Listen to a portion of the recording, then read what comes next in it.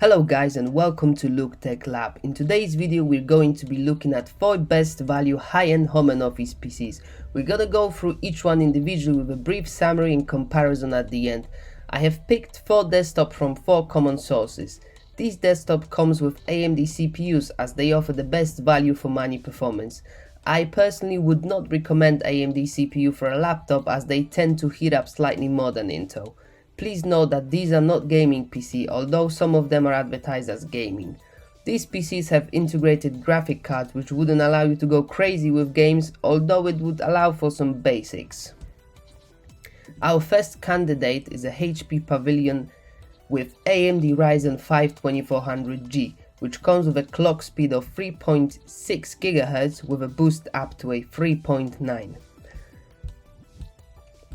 8 GB of RAM, 1 TB hard drive and 128 SSD. Integrated Vega 11 graphics, comes with a Bluetooth and Wi-Fi on board, USB 3 as standard, HDMI and VGA. That's with the price tag of £479. Let's see what the Passmark score will that CPU get.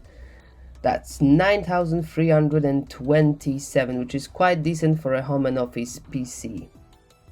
Okay, now off to the next candidate. This one I picked from Amazon. The seller claims it is a gaming PC. I guess judging by the case, yes. It comes with a Ryzen 5 3400G.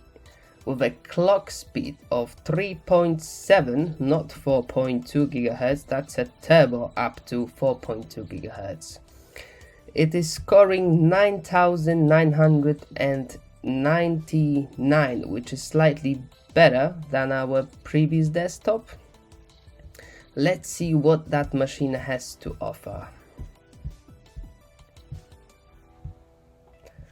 Well, 8 GB of DDR4 RAM, integrated Vega 11 graphics, only 1 TB hard drive, which is not the best choice as we know that conventional hard drives are slower than SSD drives. But anyway, we're going to talk about it in the summary. This system comes at the price of £399.95. And off to our next candidate, which is a desktop from Scan Computers, and as you can see they allow you to customize your PC, but this is the base version I have picked, and that comes with a Ryzen 3 3200G at the clock speed of 3.6 GHz with a turbo up to 4.0 GHz, scoring a 7,899 on Passmark, which is so far the lowest score. It comes with an 8 GB of RAM, only 1 TB hard drive, again no SSD. This one does not have a Wi-Fi. It has an option, you can choose it for an extra buck, and yes, Windows 10 as usual. Shame they don't offer Windows 7 anymore. And this bad boy comes at the price tag of £471.55.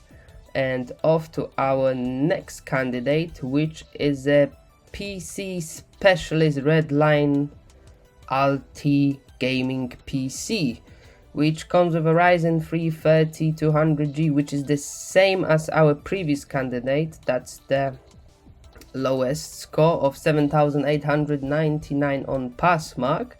That's 3.6 GHz clock speed with a turbo up to 4. This one has 8 GB of RAM and whopping 1 TB hard drive with a 256 SSD, which is a really good config by the way, because you can have your OS installed on the SSD and use the HDD as your storage. And again, integrated Vega 8 graphics and the Windows 10 operating system. And don't forget, for the price tag of $479.99 you're getting a fancy gamer case as well. Okay, so I have prepared a little summary here. So the best CPU award goes, yes, to the Amazon PC. It is the cheapest desktop, but it has the best CPU. The only disadvantage is its lack of an SSD drive, which can be a pain in the ass when you switch on your desktop and wait ages for it to boot up, as well as low read and write speed. Storage wise, the best results come from the PC Specialist with a 1TB hard drive and 256 SSD.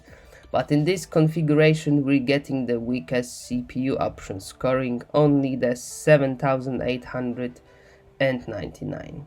The worst value for money comes from the scan computers, where we're getting the slowest CPU and the slowest HDD with an optional Wi-Fi and Bluetooth, so we need to pay extra for it.